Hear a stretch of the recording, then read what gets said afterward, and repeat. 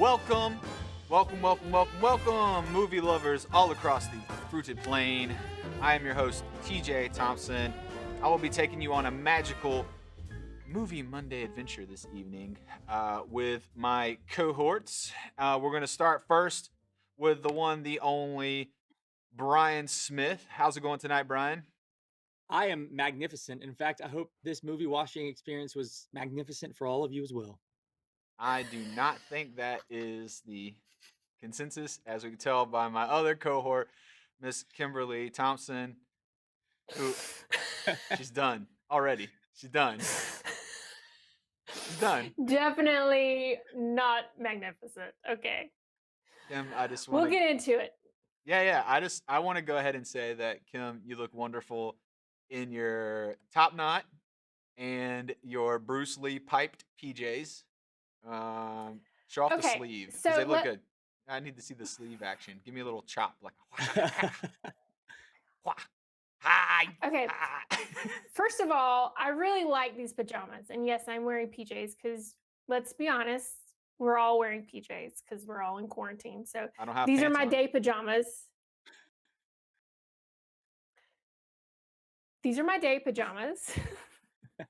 So I thought I would share them with you. And TJ likes to tell me that they're my Bruce Lee pajamas. So I only thought it was appropriate to wear them tonight.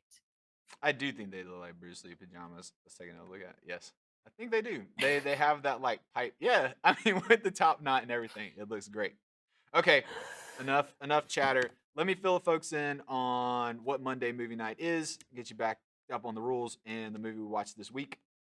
So each week, me and Brian and Kim, we place a movie here in the hat. We then pull that movie at the end of the show. We have a watch during the week, and then we come back on Monday night to have a chat about it. We have a pre-show that starts at 8:45 with our show starting at 9. So if you have been missing the pre-show, come hang out with us on YouTube and Facebook. Follow us on Instagram. Our Instagram account's pretty dope. I should know because I post stuff. Kimberly does too. Brian does a bad job at posting stuff on Instagram. He Based on his movie choices, we don't really let him near social media. Yeah. Do you guys blame us? So that's it. I just want to clear things up though, is that we don't watch the movie right now. So if you haven't seen the movie, we're just gonna ruin it for you. So, or in this case, save you maybe some time in your life. All right. So this week's movie was The Magnificent Butcher, which was a kung fu classic selected by Brian. I say we take a quick look at the trailer, gang, and then we'll have Brian kind of walk us through what the storyline was. So let's take a look at the trailer. And all of it's distributed by Fortune Star Glory.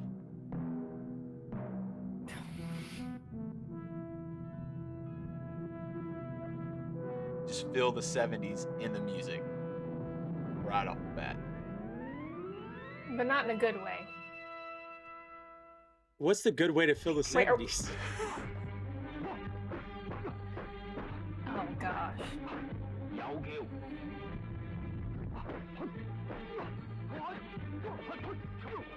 I mean, it says it's the ultimate action film.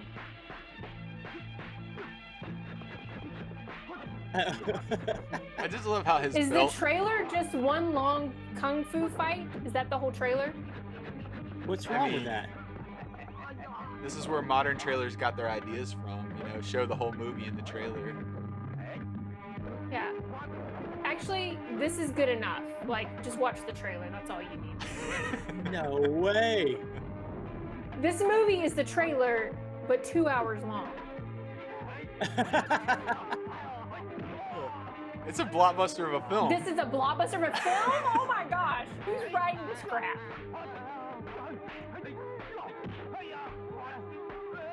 Hiya. He actually said hiya.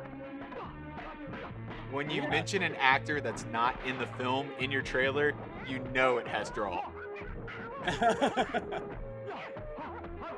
So bad, y'all. So bad. There's the cat guy we were talking about. I love Wildcat.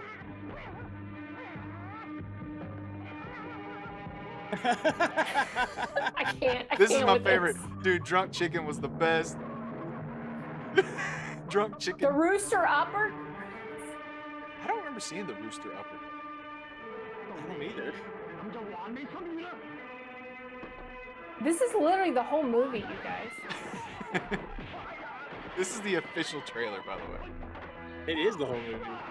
It was stupid. Only Butcher Wing. I wish this was a joke, but it's not.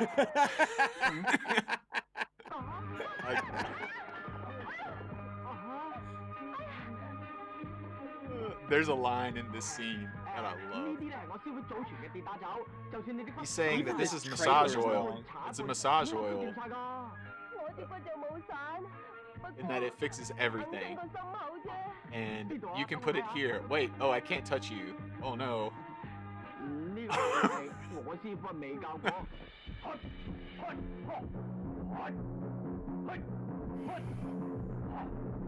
Hung and Yin. There's your Bruce Lee kind of BJ's count. Mine are way cooler than that. No. This pin Respect. fighting scene. This is the third time I've seen the title card. They were running out of stuff to say. He's like, let's just put Let's just the keep title putting the back name in. up. Let's put the name up one more time. This is the longest trailer It's of all time, branding. though. Yeah. Yeah, what's the It is runtime every on this fight trailer, scene. for real? Well, I feel like if you haven't seen if you haven't seen the movie, this is gonna give you a pretty stinking good idea of what This it is literally the cliff notes to this movie. Whoever said that earlier. This is probably what she meant. She just watched the trailer. They're now going through the list of all the actors that have no name recognition. Oh no! So these guys have been in hundreds of films. There's a huge name somewhere. It's the third time or fourth time we've seen. Macho Course. How much is left of this, TJ?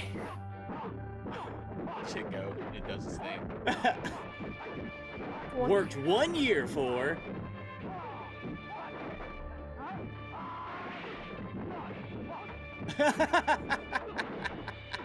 That's Oh, fourth there it is time? again. Fifth time? Fifth time, I think. Coming soon. If you live in the past. This is ridiculous. All right. And then that's it? There's not even one at the end? There's not an end That's board? it. It literally just ends and it goes back to the fortune star thing. I'm done with it. I Good don't need to lord. Lord. see Yeah. anymore. Brian, take us through what this movie was actually about. Essentially, it's a live-action Kung Fu Panda. Like if you made Kung Fu Panda with people, I kind of feel like that's what this movie is. Can you not shame Kung Fu Panda? Like, it is way better than that. All right. I don't Kung want Fu to. Panda is way better than that. I don't want to like jump like over your introduction here because I want you to go through the film. But speaking of Kung Fu Panda, we did not watch the subtitle version. Watch the dub version. Yeah, Did you watch the dub version? I did. Okay. I thought the dude's voice sounded like Jack Black. Like the dude I that know. dubbed him. All right, here, hold on. I actually have a clip of him when he talks. Hold on one sec. See if we can hear it. I'm really your brother. Check out the nose. But you were so skinny then. How come you're so fat? Hey, what's my nickname? Easy. It's Crazy Cow. That's right. Hey, remember when we were small and I used to smack you like that? Brother! Yes. So yeah, his voice sounded just like Jack Black to me. Like that's all I can think of. Maybe it was the Kung Fu Panda thing. So I guess like an overview is it's called The Magnificent Butcher because apparently the main character is a butcher, but he does no butchering in the whole movie. At no point do we see him like slaughter an animal. I also thought he's a that. I student- thought, where did that come from? Other than the first scene, he's carrying pig legs. Where did the butcher part come from? So the character he's playing is a real person who really was a student of Wong Fei Hong, a legendary kung fu instructor, and he was a butcher. But in this movie, he wasn't. I don't know. Yeah.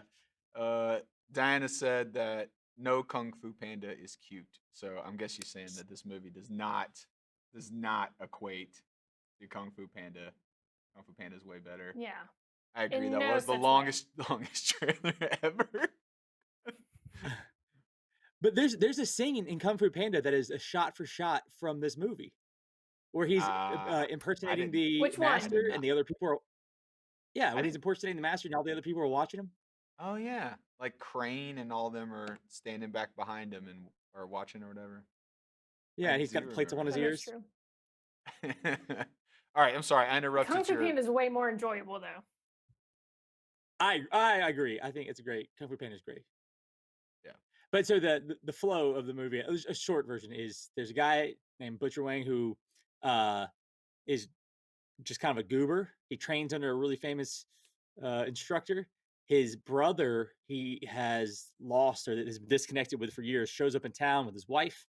His brother's wife is kidnapped by a bad guy. There's a bunch of confusion. The brothers become friends again, and a lot of people are brutally murdered and never talked about ever again.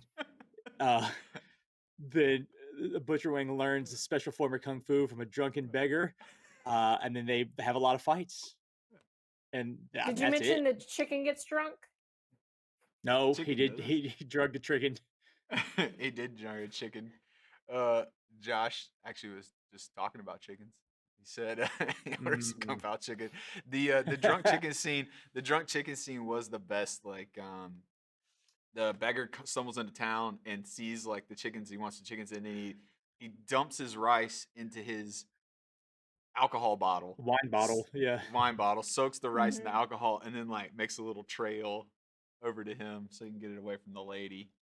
So, I So thought it was this is a movie from the 70s. It's a Chinese kung fu movie. How bad was that chicken drugged? Like, what did they do to make that chicken act drunk?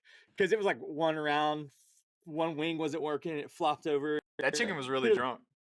You think so? I'm pretty sure some animals were endangered in the making of this film, like 100%. Oh yeah, yeah. Those were Hey, real dead animals. They didn't care about no animals on a 1970s Hong Kong film set. I guarantee you there was no like PETA activist that was like, we're just gonna make sure there's a stunt chicken in there when you go to do the drunk part. Here's what I know too. You can't really drug the chicken. You guys can say whatever you want, but have you ever seen a person act harder in your life? Like that was the hardest acting I've ever seen any person do. The chicken's acting, because it was actually the best in the whole movie, was the chicken. That was real life. Because the acting was awful. I think It I've was never awful, seen but they someone were acting try so hard. hard to act in their life. Yeah. maybe. There's a And, scene in the very like- beginning. Oh, we talked on each other. Go ahead, Go ahead, Kim. Brian. There's a scene in the No, beginning. go ahead. What's Go up? ahead, Brian. There's just a scene in the beginning where he trips on a banana peel. We showed it last week, and the two pig carcasses that he's carrying lands on an actual butcher's table. And I thought maybe there'd be some butcher interaction. And the guy says, "If you call me master, I'll give you your pigs back." And then he walks away. And I've never seen a person act harder in my life during that voiceover scene. His face was changing so fast and so hard, trying to figure out how to win his pigs back. Yeah, I mean it was a different film.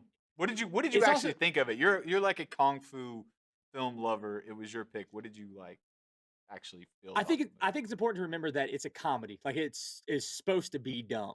So like a lot of the stuff in it that we look at, they're like, "That's dumb." It was supposed to be that way. So there's a bad guy in it whose name is Wildcat, who is just a wild cat who hides inside a coffin at one point and jumps out to fight him. And he's supposed to be dumb. Like that. Oh, yeah. I think it's important to remember that it's supposed to be dumb. Yeah. Yeah, as someone who I looked up from my cell phone at that point and saw him go into the coffin. So I was kind of a little after about the first hour mark, I started drifting a little bit. I'll say there are parts of it that were definitely boring. But there were some of those scenes I thought were amazing. The calligraphy scene, man, if you guys haven't watched this movie, watch the calligraphy scene where they're writing while doing kung fu. It is, I mean, I know it's dumb, but it's like beautiful dumb. No. The It's so creative. choreography in it is amazing. Yeah, I will give Yeah. you that. But I think for me, was it okay? So the funny part to me was how bad the dubbing was off from the acting. So I really don't know if you take and you watch it in its like rare form, how it was supposed to be presented, if it would be even remotely funny. I mean, there is some dumb over the top stuff, but I don't like the only thing that kept me halfway in this movie was the bad dubbing because to me that's what was like the funniest part. So I don't know if I would even consider it a comedy if I saw it, how it was meant to be. So I don't know. Oh man, I think you would. Because it like there's so much silliness in it. Like the scene where the drunk beggar is actually he's a famous character in kung fu movies. He teaches people all the time. The same actor played the same character in a movie called Drunken Master that Jackie Chan was in. But there's a scene where he's about to fight the main character, and so he takes a sip of wine, and as he's drinking wine, it plays the Popeye music, which I just thought was incredible. I have a clip of that. And I think I think this is a good setup. So, all right. I went into this with like I was open to it. Like I've been hating on your pick, you know, on air, but at the same time I'm like, you know, I'm going to give it a chance. I'm going to give it a chance to see what happens and some of the things you told me off air about like, Sammo was influencing Jackie Chan. Yeah. The director Wu Ping, he done Hidden Tiger or Crouching Crouching Tiger, Tiger, Hidden Dragon. Dragon. But he also did fight choreography for The Matrix. These guys were involved with IP Man. He did Kill Bill. So like I had looked at some of that stuff before going into the film just so I could kind of get an idea. And immediately all of the Jackie Chan modern films that I saw like just popped out. And the drunken master scene that you're talking about, I feel like sums it up altogether. I have a couple clips. We'll watch one with the Popeye kind of scene because that does like I feel like that sets a tone for like, okay, we're not taking ourselves too serious. Like you need to understand that it's funny. So I can't fight you. You're old. They'll say I'm picking on you. You better hit me first. Okay, whatever you say, Tabby.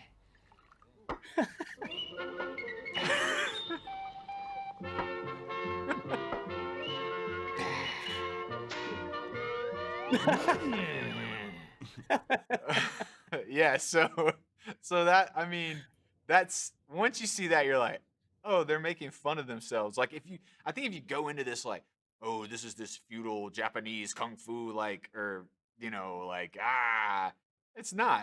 It's them making fun of like all this. And that scene it evolves so like that was kind of like the old school humor.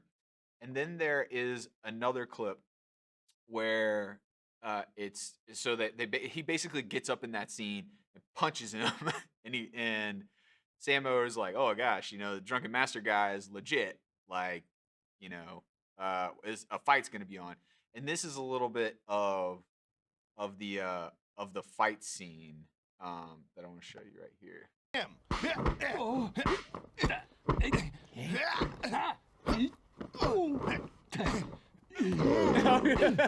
Tell me. Like that, did ya?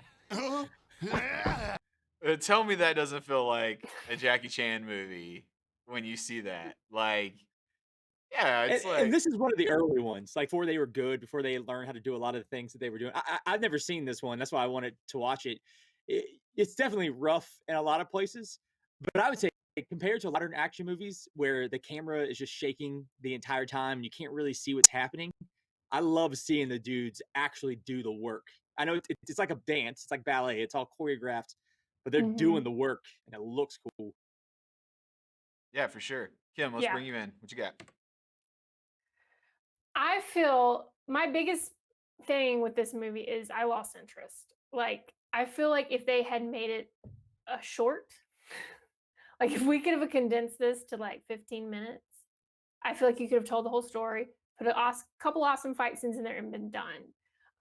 But over the amount of time that it took to get through the story, I lost interest and checked out. The thing that I did like was definitely the choreography. It was amazing. That part was amazing. But other than that, I was not interested. Speaking of the choreography, Yeah, I'm sorry, Brian. I want to show one more clip because this is on my sheet while we're at choreography. The same thing, because this was the saving grace for this film for me, was the Jackie Chan-esque, like you see this kind of embryo of what's to come, like with some of these other like moves and styles and how they're doing things. The calligraphy scene was awesome, but I'm gonna go to another shot with the drunken master scene because I think we like most people when they view a Jackie Chan movie, it's always like you're waiting on like him to use some random object in the room. Yeah. As like, oh, this is a bucket or a shoe or whatever. And in this scene, they used the table, which I thought went pretty good.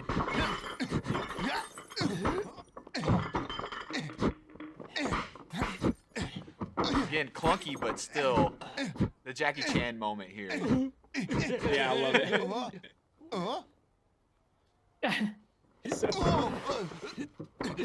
The back over the table.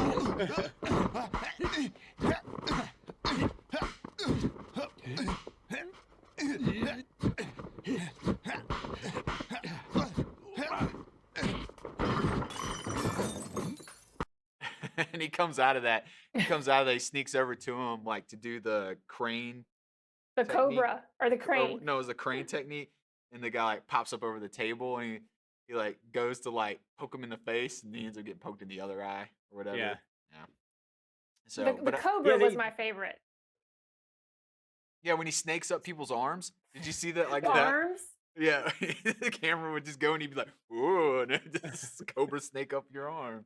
Did you guys feel like, as amazing as the choreography was, though, I feel like it was overdone to the point of where it was taking too long. Like these scenes went forever long. Like I'd be like, okay, he's about to finish him. Nope, here we go again. They're still fighting, and they're still fighting. Wait, and we're still fighting, and so on and so on. Like I feel like they all could have been cut in half, and then the movie would have been half as long. Just a thought. I think the other thing is, because I do watch a bunch of the Kung Fu movies, and there's some great ones. For if you guys have never seen Project A, it's phenomenal. Meals on Wheels, there's some phenomenal ones. But a big scene in all the Kung Fu movies is a training montage. And I felt like the training montage in this movie was weak. Like there wasn't a whole lot that happened. And that's usually the main focus is when, the hero gets defeated. Someone's got to teach him some new forms, new style. And the training of how he learns a new style is the main one. Even Jean-Claude Van Damme does them in his movies. And there was no training montage really in this one. And Jean-Claude Van Damme's are way better. If he's gonna be in a split getting beat on his thighs with some piece of bamboo. This one was weak. The whole like, look at me flip bamboo with my arm. You saw it in the trailer, like when he has the jugs. I was like, your training exercise looks honestly like your punishment in the beginning of the movie when you got peed on. Oh, yeah, he got peed on. I forgot. Yeah. That was not in the trailer, but his training montage is basically that. So just hold these pretty pots. much. I'll tell you this. Here's my biggest, because I do like these movies, and we'll get to scores later. But I think the biggest problem with this movie is that it was silly. He's like farting on people. There's Popeye music, but it's all centered around a sexual assault, and it was creepy. Yeah, they're yes. the treatment of the ladies in this movie is a little bit kind of unnerving. This is definitely before Me Too movement. Yeah, like I did not see that coming. Like that came out of right field. Yeah, that's my problem. Is it tonally? If like I said, you guys obviously the people watching haven't watched it, but in the middle of this silly movie, a woman is two women are kidnapped. One is like I said, sexually assaulted, murdered, and left for dead, and she's kind of forgotten about, ignored from that point on. But it's the wrong tone for the movie. Like a silly movie doesn't have those moments. Even in that moment, and when it gets a little intense with when he kills her, like I was thinking, okay, this is going to be real somber. Like we're going to embrace this scene as not as silly, and it wasn't. Like they're still trying to make they're still trying to be comical in the middle of this like girl getting sexually assaulted and then murdered. Yeah. It was just real distasteful. Not only that, but in the trailer when we were commenting about like him touching her boobs with the massage oil, she gets murdered right after that. Right afterward. Like right after that. So like that's the Next scene. setup. That's like the setup to her death is this comic gag about him about to like touch her chest. Yeah. So Yeah. yeah, it's a little tone deaf when it comes to that. Same that thing. side of The it. bad guy comes back to attack his wife again, his brother's wife, and his brother's protecting his wife, and she runs off, and then he's just it's a silly movie with silly kung fu scenes, wild cats and snakes and everything, and then in the middle of it, again, a dude is just stabbed and left for dead and never acknowledged again. Yeah, There's two really dark moments. Yeah, I had a friend that texted me about the movie and was like, "I'm not gonna watch this one at work after reading about like the sexual assault thing." And I was trying to be like, "But it's not really like." But how do you say that? Like, like Oh. he's thinking it's gonna be this overly played up like sexual assault Yeah. thing and this big story around it. And I'm like, that's really just this weird kind of fork that they just kind of used to move the plot along. They didn't even need that. Mhm. Like they It didn't, didn't. yeah, they didn't need Mm-mm, it. not at all. It had it like the son of the rival gang or whatever could have easily lied about anything and moved the plot to where it needed to go with him and his brother, but Right. they chose not to do that for some reason. Yeah, and I know, culturally there story structures that are different than what we were used to maybe in the West, but it was just it took me out of the movie in a big way. Like those two scenes weren't there. I think it would be a much better movie. Yeah. Let's see. Jennifer says she said, "Where was Daniel Russo and Mr. Miyagi when you need them?" This movie was set up for that for sure. Because that was Okinawan karate. This is kung fu. It's different. oh, of course. Oh, sorry. Of course it is. If you tuned into I think this was in the pre-show last week, but Diana said she still can't get over the fact that I've watched this but not The Office. And she would be correct. I haven't seen The Office, but I have now seen The Magnificent Butcher. So I got that going for me. Yeah, that's definitely in my corner. I liked it, but I didn't love it. It I made it. I can remember specifically where I checked out, and it was literally at the hour mark. Like Hmm. I remember Kim actually asked like, "Hey, how much longer does this have?" And I was like, 39 minutes. It's like, but it yeah, it got the fight scenes grew a lot longer, like they kind of got stretched out, and became a little more predictable as to like what was going to happen. Like you saw the three bad guys lining up in this final scene against the three other, they called it something, but like clan or whatever, and you saw how that was going to play out, and then the final bad guy scene with the hot hands just went on for a while. And yeah, I mean, after they really could have just after those two guys met, you solve the problem of the brother, you go rescue the girl, like you reignite with the wayward master of the clan that left, and then you just clean all the other guys out and we just move on, like in close Mhm. down shop. But they just dragged out that last kind of bit. I felt like just too long, and that was the clunkiness of it that I didn't like. But I did enjoy the upfront stuff. So if you can make it an hour into it, then you will get some appreciation from just the like from a cinematic side. Like we tend to like hate on or like even mock like kung fu movies. Like you see that as a genre, right? Kim had a post today with everybody's kung fu fighting like as the background, and he's this like all that. But like if you watch this movie, it's like they're not making fun of that. Like that is it. Like Yeah. that is this genre. Like they're doing it. And they're kind of mocking it in real time. Like in the moment because there's other serious kung fu movies going on while this is playing in theaters, and they're making fun of it right then.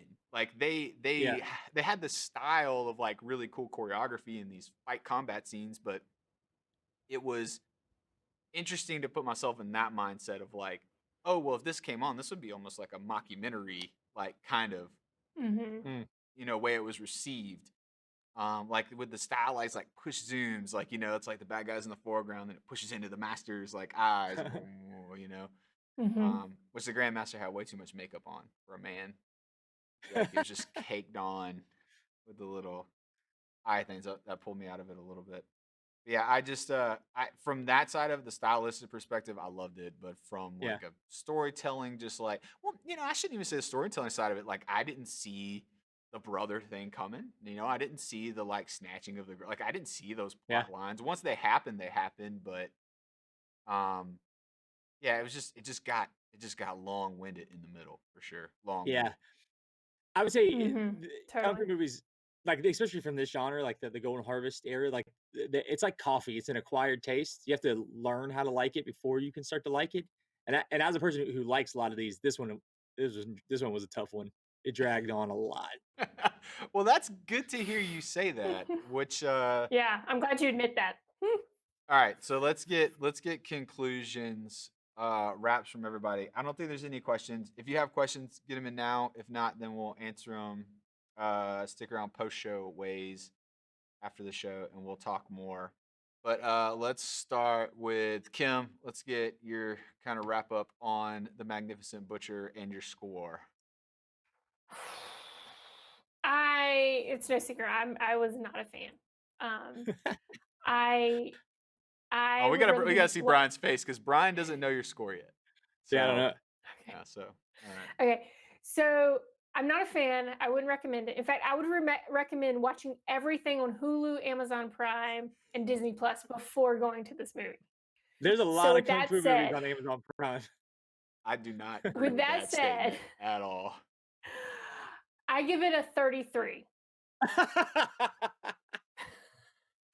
And actually, I upped that. I was more like 25, but then I was like, you gotta appreciate the artistry in the choreography that they actually pulled that off. So that is why Yeah. it's a little higher than what I think it should be. 35 is rough though. I'll give you my 33. score. 33. Or 33. Sorry, 33. I need to write it down. 33. I like I said, I liked it, but it did not hold my attention. As a study of the genre, it's fantastic, and it's a good recommendation, I think, to someone who is interested in fight choreography or the cinematography side of it. They're gonna look at it and be like, "Oh, okay, I do see all of these Jackie Chan s things," or especially like we didn't talk about him, but Donnie Yen. Um, Yen, is that his last name? Donnie Yen, Brian. Is that his last? How you say it? Yeah. Donnie Yen.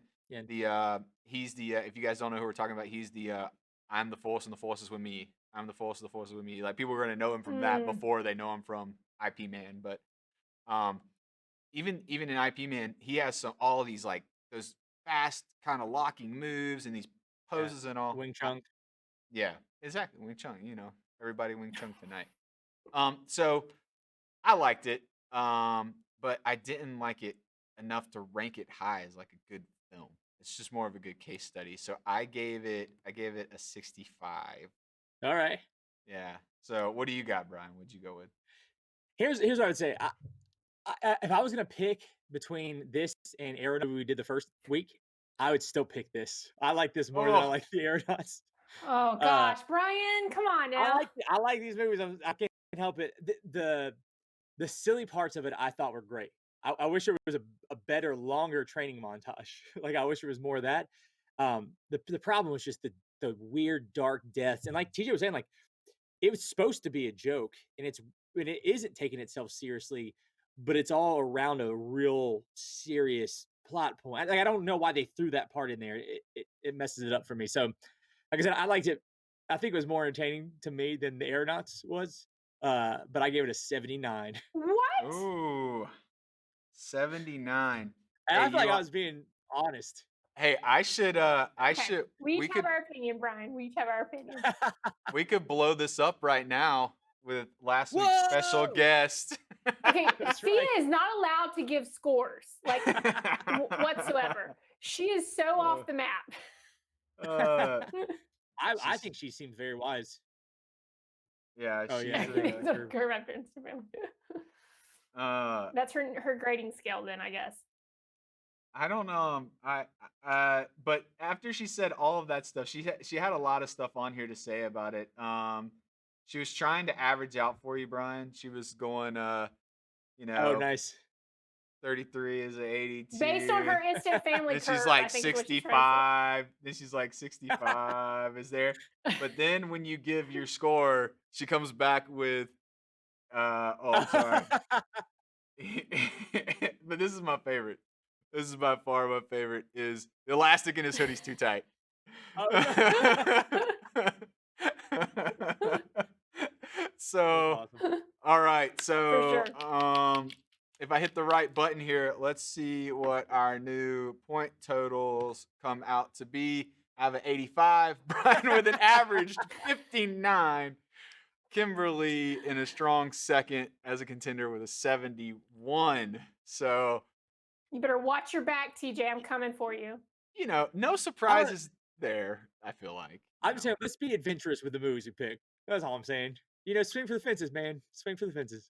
I agree. I love that you're adventurous with your picks.